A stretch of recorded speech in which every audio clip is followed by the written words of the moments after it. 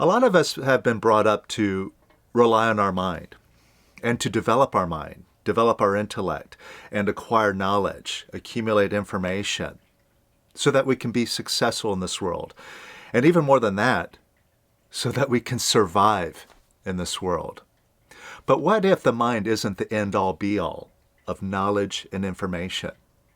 What if we could access a higher intellect? And what would that really look like? Would that be as woo-woo as some people make it out to be, like receiving downloads from the universe? Not really. What I'm going to show you is a very practical and experiential approach where you can access a higher intelligence right now just by looking beyond your mind. All right, so check this out.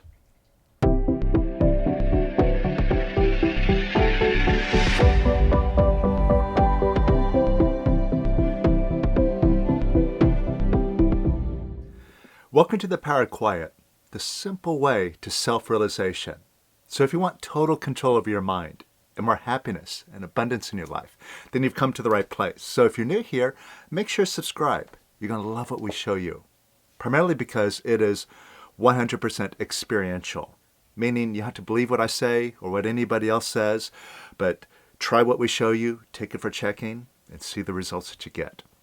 And if you're a regular here and you love the results that you get from releasing and it makes a big difference in your life, then let us know. Hit the like button below and share your gains. Share your experiences in the comments below. Or any questions that you have, drop those in the comments and I'll jump in whenever I can and answer those for you. Now, one of the main tenets that we have in this method is coming from the basis of don't believe what I say, but take it for checking, right? I just mentioned that before, right? Don't believe me, but check it for yourself. And this is something that I learned from my teacher, Larry Crane. He always stressed this point. And this even goes back to Lester. In fact, some of you may have heard a particular talk from Lester Levinson in which he mentions, look, for all you know, I may not be who I say that I am. You think that I'm a master? You think that I'm a free one? How do you know? The point is it makes no difference whether I am who I say I am or not. What I have here is a method for you to try, check out, and so you get to see for yourself if what I'm talking about is true. Because if you just rely on me talking about it, how does that help you?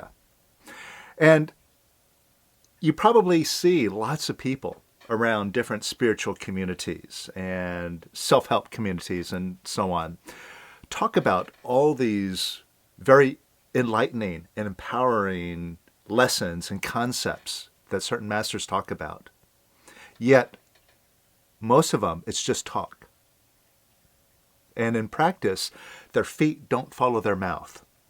And so that's why another thing that we stress here is it's not what you say, it's what you do. And that's why even going back to Lester, doing this work, setting goals and achieving goals is a very important and powerful aspect in being successful in this method. Because achieving those goals is proof that everything is your picture and you are all powerful inside of you. And so if you hear somebody tell you those things, like many masters and many other spiritual leaders and gurus will tell you, just hearing them talk about it doesn't automatically make you a master over your life. You must prove it out for yourself. So that's why we always hold on to this tenet of don't believe what I say, but take it for checking. Now, going back to my teacher, Larry Crane,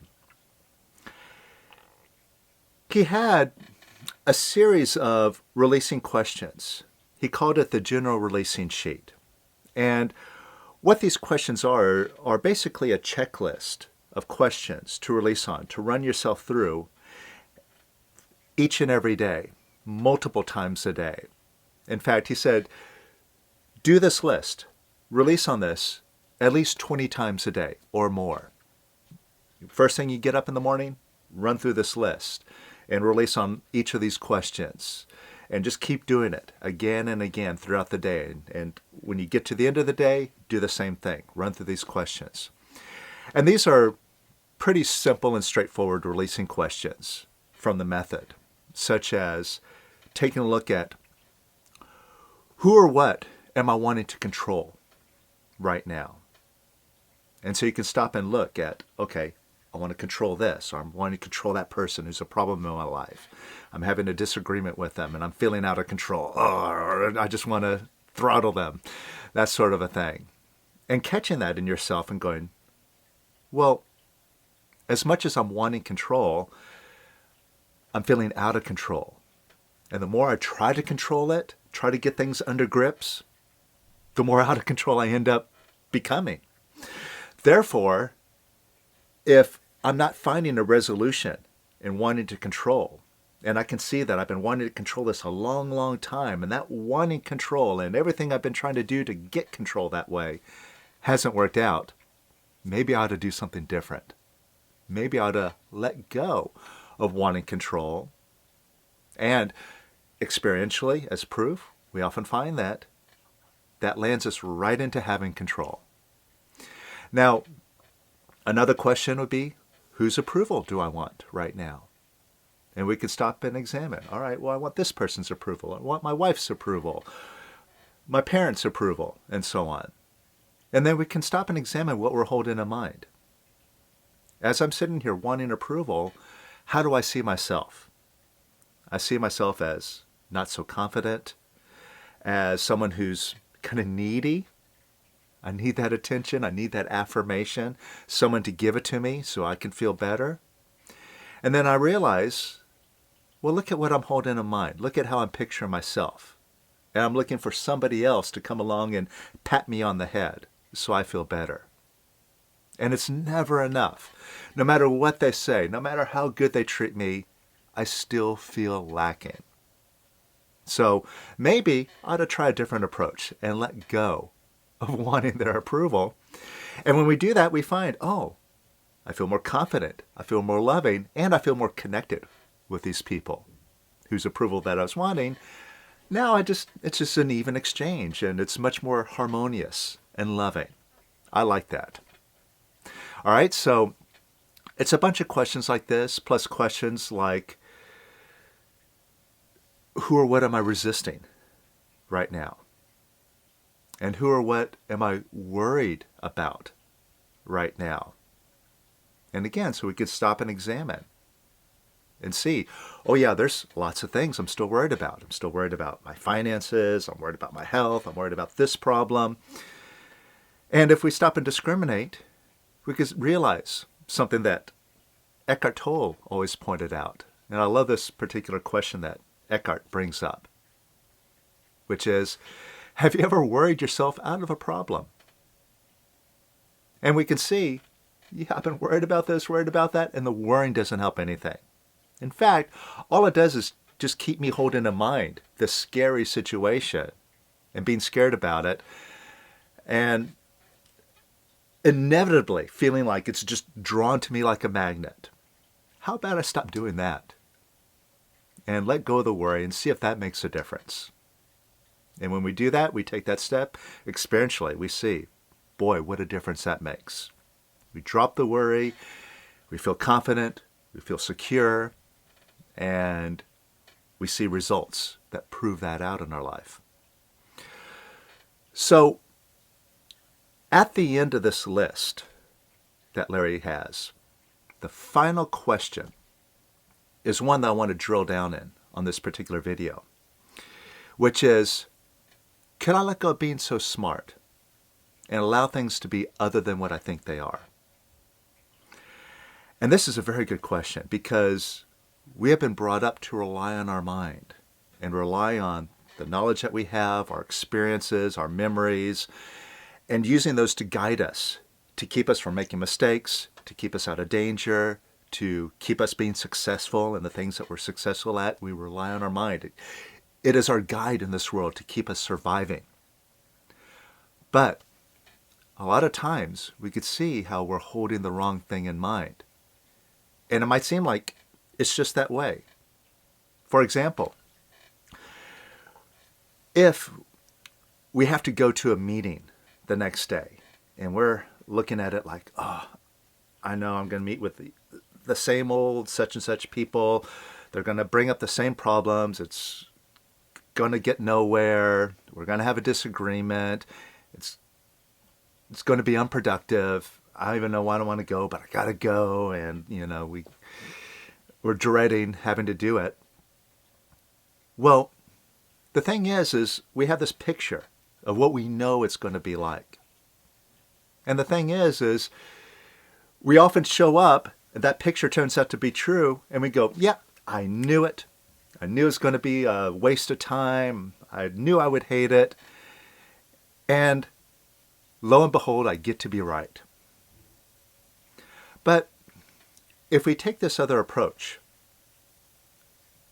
that whatever it is that I know it's going to be like, and as real and as true as that is, and I have lots of evidence to back it up, well, if I could just take that picture, take that information that my mind is telling me, and just ask myself, can I let go being so smart and allow it to be other than what I think it is? Well, would that make a difference? Now, the thing is if I just accept what my mind tells me and I get to be right, well, great. So I'm right. But where do I go with that? What solution is there? I'm right. I know that it's going to be a certain way, and I got nowhere to go with it. But if I come from a position of, as true or real as that seems, if I could let go of being so smart and allow it to be other than that, well, that actually gives me somewhere to go. And I'll give you some examples personally where I've applied this. First example is in trading. Because as I was learning trading, I focused primarily on the gold futures market. And also, I was aware that another market that I should be interested in eventually down the road is in crude. But crude is something to kind of hold off on for a while because it's something that's much trickier. It's much more volatile. And so you got to keep a close eye on it and got to really pay attention to what you're doing. So, crude is something that is much more expert level. But gold is something that is reliable. It is something that you could easily find areas to enter in the market and succeed. But as I was trading and the experiences that I was accumulating and the information that I was taking in was telling me that I can't trust the gold market so much, because I'd have a number of experiences where I would define a turning point in the market, that I have a number of points all coming into confluence saying this is a very high probable turning point. And I would see the market actually get to that point and start to move off of it. And I go, yep, I'm right. But then it would just move very little bit, and then it would turn around and just keep on going. And that would leave me thinking, I can't trust my analysis. And more so, I can't trust gold. It just doesn't do what I expect it to do.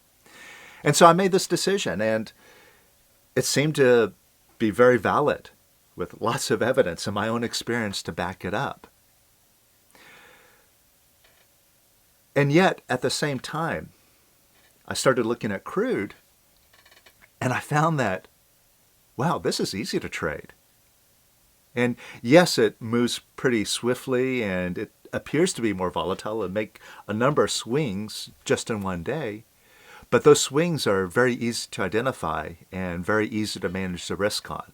And also, to me, they're also very easy to recognize if there's a confirmation that it's a working trade. So I just found like whatever it was that they told me about crude That wasn't my picture. It wasn't tricky. It wasn't anything that was risky. I found it much, much easier than gold. But then I started looking at gold and looking at my picture, my story, that I can't trust it. It just doesn't do what I expect it to do. And I should just leave it alone. But then I stopped to examine. Well, calico being so smart and allowed to be other than what I think it is. And what that did was it allowed me to first look through my experiences and see evidence to the contrary of what I believed. And I recognized there were so many times when I did get it right. And I was spot on. And the gold market was absolutely predictable in its behavior. And it's just, I wasn't looking at it the right way before. But now I see, oh, I can succeed in this. And then, by applying the question, calico being so smart, with that story of I can't trust it, or I can't trust my own self or my own analysis, it enabled me to dismantle that whole picture. And in place of that, started to come a realization, a recognition, and a way of looking at the market that I was in sync with it and in harmony with it, and found myself having a whole different experience to what I had previously believed, where I can trust myself. It's very reliable. And so that's just one example. Another example has been in my relationships, primarily right now with my wife, where I'm looking at our relationship and I'm looking at certain conflicts that we have and thinking, well, she sees things a certain way and this is how she is. And if I hold on to that picture and I get to be right, well, where does that leave us? We have this conflict, we have this problem, and there's no resolution to it. But when I stop and I just get nice and quiet and I ask myself, calico being so smart about her, what I think about her and how she is, and allow it to be other than what I think it is, then that just leaves me right in the moment, right in the now moment, the current moment, where I'm looking at, okay, here I am, and where am I getting this information from right now? I'm only getting it from my mind. What this voice in my head is telling me. And it's saying that she's a certain way, and this is that, and so on and so forth. And I look at that, and I say, well, how do I know?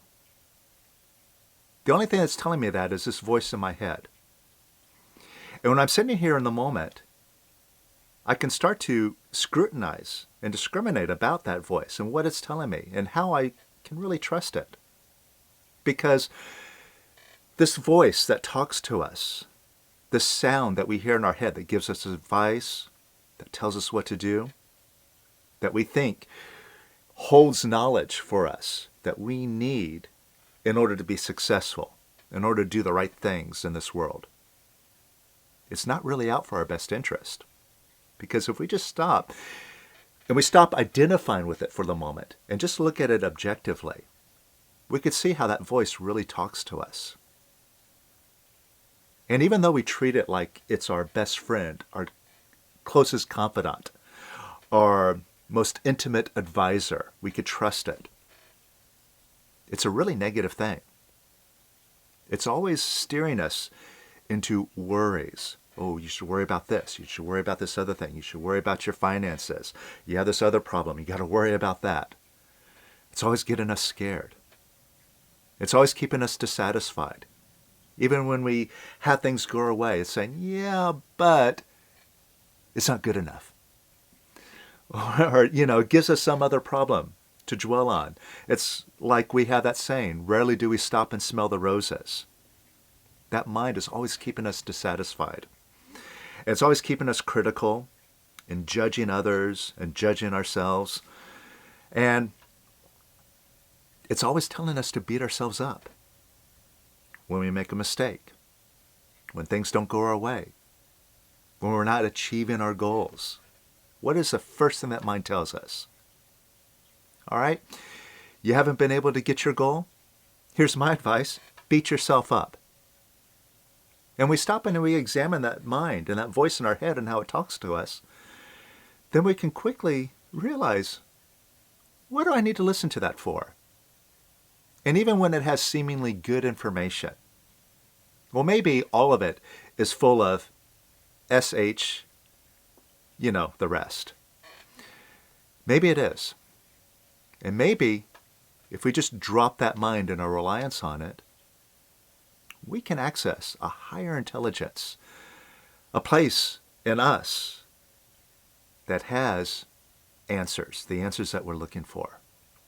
And so that's what we're going to explore here, how to get in touch with that place where we can get real answers and solutions for everything and not have to rely on what that mind tells us. And we can break our concepts of limitations and achieve much more in our life. Now,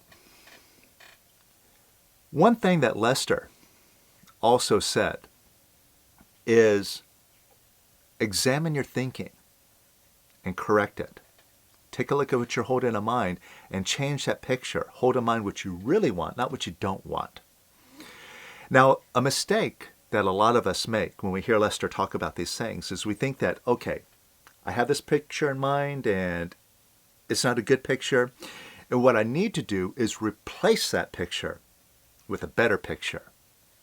And so that leads us down a road of like law of attraction, vision boards, Tony Robbins type of, hold in mind a goal and visualize it and see yourself in it and so on and so forth, which is a big mistake because basically that just gets us scrambling around trying to figure out a way to visualize or hold in mind something which is still in the realm of limitation. Now, what I'm putting forth here is that you don't need to know the end result. You don't need to visualize where it is that you're going. You just need to examine what it is that you're holding in mind, what that picture is, that mind is conveying to you, and let go of that picture. And then just leave yourself open. Just kind of, instead of looking to this database, this computer that's just spitting out garbage, just setting that aside and opening yourself up to, well, for lack of better words, spaciousness, beingness, just being open and just taking whatever beingness gives you. And when you do that, all of a sudden, just out of nowhere, you get an insight. You get a picture like, that's it. And you couldn't have concocted that in your mind. A lot of times it just comes to you like, wow, where'd that come from?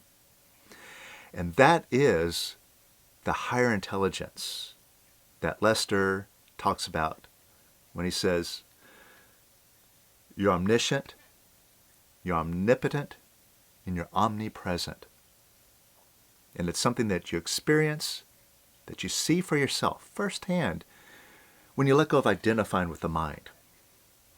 Now, one of the charts that we often refer to in the work that we do here, in our workbooks and so on, points out what you get when you identify with different things. Because you can identify with the body, you can identify with that mind, with that voice in your head, thinking that that's you, your own intelligence that you've cultivated and developed, that's yours, like your own little baby here, and you made it a wonderful thing, and now you're relying on it, you're identifying with it. But here's the thing that you get when you identify with that mind, and this is according to the chart that we work with, is that when you're in your mind, you're inundated with questions, confusion, doubts, distrust, dissatisfaction, desires, problems, struggles, I can'ts, lies, effort, and clutching. Now, when you let go of identifying with that mind, when you decide to let go of being so smart, and no matter what it says, good or bad, you just say, I don't need you. And you start identifying with the spaciousness, with beingness. What you start to experience is that when you identify with beingness, you're all-knowing. There's no thinking. You're intuitive only. You feel oneness. There's no problems. You're quiet. You're quiet only. And you're in a place of solutions. A feeling of, yes, I can. A feeling that there's an abundance of everything. Happiness, no lacking. You feel open, easy, effortless, and there's no clutching going on. And that's the state of just identifying with beingness. And you cannot identify with beingness while you're listening to your mind. They're really opposite things. So you got to let go of identifying with that mind. And that's why that question is so powerful. Because it's so simple. Can I let go of being so smart? And allow it to be other than what I think it is. And I would say apply this not only to things that you don't have an answer to, but also to all the things that you think you do have an answer to, that you think will work for you. Let that information go and see if it can get even better. Just by taking all of your answers from beingness. So let's practice this and get this experience of what it's like to just get nice and quiet, get in touch with beingness, and see what answers that you get when you're in that state. So think about something that is a limitation in your life. Something that is a barrier. Maybe it's a goal that you want and you just know, yeah, I'm not going to achieve it. I've been working at it and it's just not for me. It's not in the cards. And you might have specific reasons why you can't have this thing or why it's impossible. Maybe there's scientific reasons why it's impossible.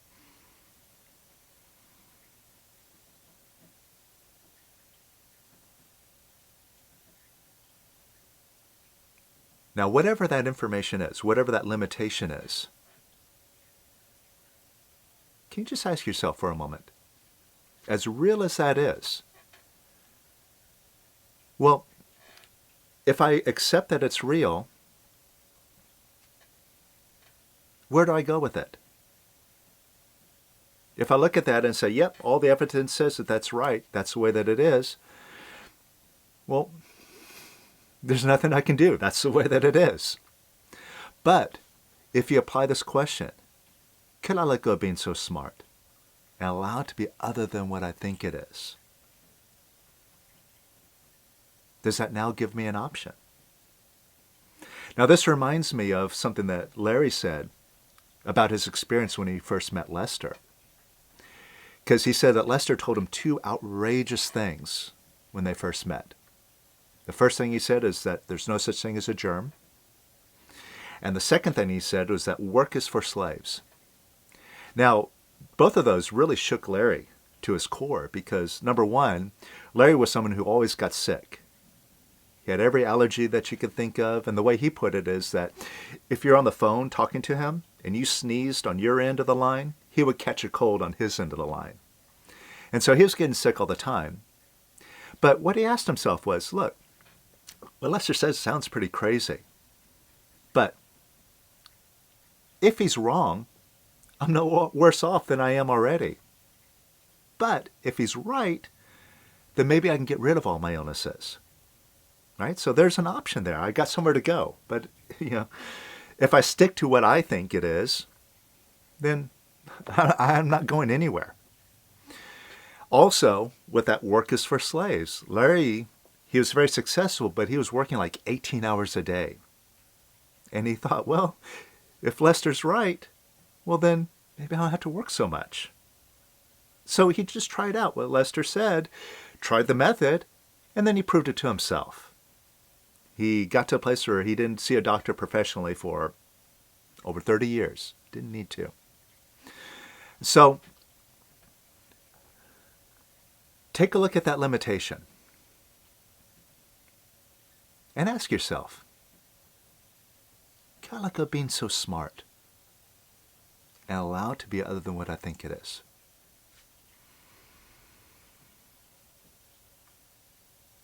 And now here's the thing. This is not a mind game. This is not rationalization. You're not trying to, play tricks with your thinking. What it is by asking this question, you're going to take a look to see if that brings up a resistance, like a no. No. I have this limitation. It seems real. Or for no logical reason, you just feel like a resistance, like I can't go there. And you can examine that feeling. Why do I have resistance to that? So take a look. See if any resistance comes up when you ask that question, can I let go of being so smart and allow it to be other than what I think it is? And now in your mind you might have a thought come up like, well, it's impossible. I can't do it. I don't deserve it. I'm not good enough. And on and on and on. But if you really want to see if you have resistance, you could feel it in your body. So as you examine, could you let go of being so smart and allow things to be completely opposite? Bring your attention to your stomach or chest area. And if it helps you, you can close your eyes and put your head down towards your stomach or chest. And notice if that brings up a tightness or a contraction in your stomach or chest. Right? You notice like a clenching feeling there? And that's the resistance that you have. And who cares where that resistance is coming from? Whether you're resisting the limitation, the fact that you haven't been able to achieve this thing, or you resisting the problem that you've been trying to find an answer to, or if it's resistance to having a solution. Doesn't matter. You just have a feeling of resistance. And all you have to do is just look at it very simply. It's like a wall of a feeling that's standing between you and having a solution. And also, you can notice it's kind of an uncomfortable feeling, that tightness, that contraction. And the reason for that is because it's showing that you're pushing down on your feelings. You're pushing down on your frustration, your disappointment, your regrets, or whatever. Feelings that you have about the situation. You don't like those feelings. You're like, ugh, get down. And that's why you feel that tightness or contraction. And see, also, you could see how the more you push down these feelings, they affect your thinking. And so you're fighting with your frustration about this situation, or maybe it's a person that that you have in mind. And that just spurs the thoughts of, it's impossible. There's no way to handle this. And, it just feeds the thinking. But what if you could just let go of that feeling now? So get in touch with that contraction. And wherever you feel it, here in your stomach or chest, open up an imaginary window or door right in front of that energy. And just see it as energy there. And now imagine that energy just going out that imaginary window or door. Just watch it leave through that door.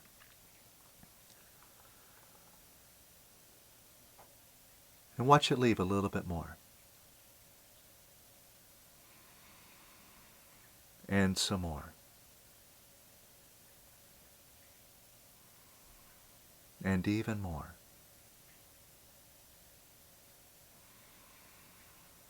And some more.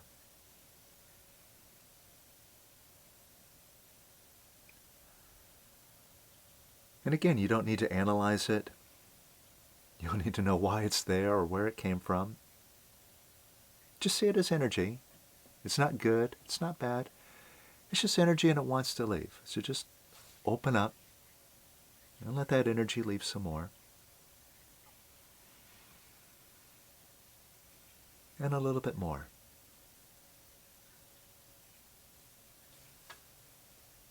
And even more. And some more.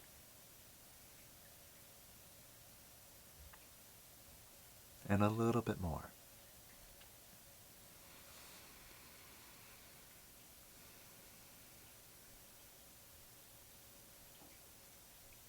And just open up, let some more of that energy go. And a little bit more.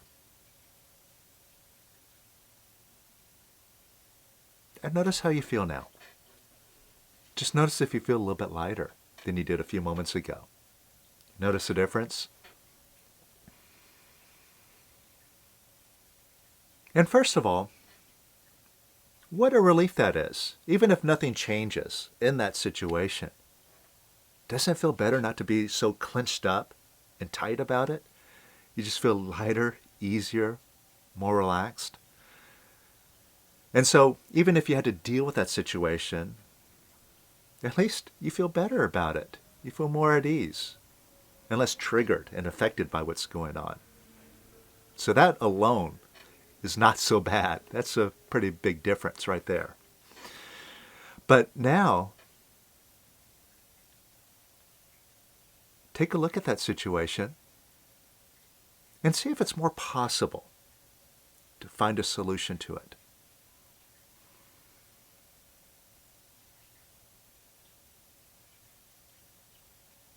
And it might not make sense. You might not know how, when, or why, any specifics, but you just have a feeling like a moment ago it seemed completely impossible. But now, I feel like, I don't know, I can find a solution. And in some cases, you might actually have a definite answer. Just pop in and go, I can do that. That's my solution right there.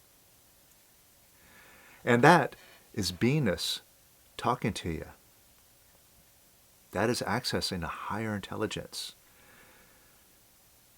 Because a moment ago, just like I pointed out, when you're suppressing that feeling, that fuels the thinking. That feeling, that frustration, the anger, the resentment, the disappointment, the fear that we all fight with and we try to push down and we suppress, we end up holding on to it. And the way to look at it is that the mind works just like a computer. If you have a virus in your computer, it doesn't matter what information you put into the computer, it's all going to get corrupted until you take the virus out of it. And by pushing down these feelings, it's like putting a virus in the computer. And so you're suppressing your fear, your frustration, all these other feelings, and they're not going anywhere. And they run like a virus, and it affects your thinking. It affects your decisions. And on the contrary, when you let go of suppressing your feelings, you just let them go. Like simply letting them go out that door, that imaginary door. Then you notice that lighter feeling, it goes hand in hand with now your mind is a bit quieter. You might even notice that right now. Your mind is not so active with problem. It's just nice and quiet, more peaceful. And in that more peaceful, harmonious state, your feeling is more of a feeling of, yeah, I can. And that's beingness talking to you. And like I read before about what you get when you identify with beingness, where there's all-knowing, no thinking, intuitive only, oneness, no problems, quiet, solutions, abundance of everything. Beingness will never tell you to beat yourself up. It'll never tell you to worry or to judge or to have resentment. It'll never tell you anything negative. Notice that. When you get nice and quiet, beingness always tells you you're powerful. Yes, you can. There's no problems. You got solutions. You can have it now. That's where beingness is coming from. So the choice is yours. You can identify with your mind, or you can identify with beingness. And you see, when you experience this more and more, what you get, you see that's no contest. You can just hang out in beingness, let your mind be nice and quiet. And it doesn't mean that you're stupid, that you're walking around all day like, like a zombie, all blissed out and out of touch with the world. You could be very engaged. You could be very active and involved. And you just have answers. You have solutions that just come right to you, right when you need them. And so the more you release, the more you experience this. And you realize that you could absolutely let go of being so smart and just take all of your directions from beingness. So practice this and just examine what you're identifying with and start to choose to identify with beingness more. And the best way to identify with beingness and do it naturally, do it all the time, is by releasing. And that's why it's so important to show up at classes, because that's where the real work is done, because it's undoing the mind in a very deep way, in a very thorough way, consistently, and with lots of support around you, where you see lots of people doing the same thing and getting great gains and having wonderful experiences and getting that feedback and recognizing, hey, this is the way to go. And even Lester, when he points out that, even though you don't need to believe where he's coming from, you can start to take the steps that he's showing you and prove it to yourself. And you see, that's the way to go. And I don't need to do what the rest of the world is doing about being negative, about going crazy and fighting with each other. I could have my own picture. They could have it their way, but I'm having it my way. So, like I said, the way to get there is not just doing this passively. If you really want to get there and get there quickly, then join us. Now, there's a class that's going on right now. We just got started called the Oneness in Relationships course. It's a very deep and powerful course. We're jumping right into the deep end. How deeply you can look into yourself and your relationship, not just with other people, but with the whole world. And it's coming from a place of take responsibility, really taking accountability and owning your picture of how you're viewing the world and your relationship to the world.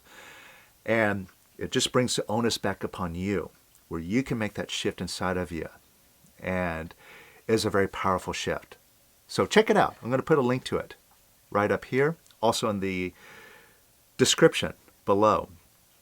And also keep an eye out. At the beginning of next year, in 2025, we're going to do a brand new goals course, a conscious creation course that's all about seeing what you're holding in mind and shifting that picture so you can achieve all the goals that you've been wanting, that you think are impossible, that you haven't been able to get.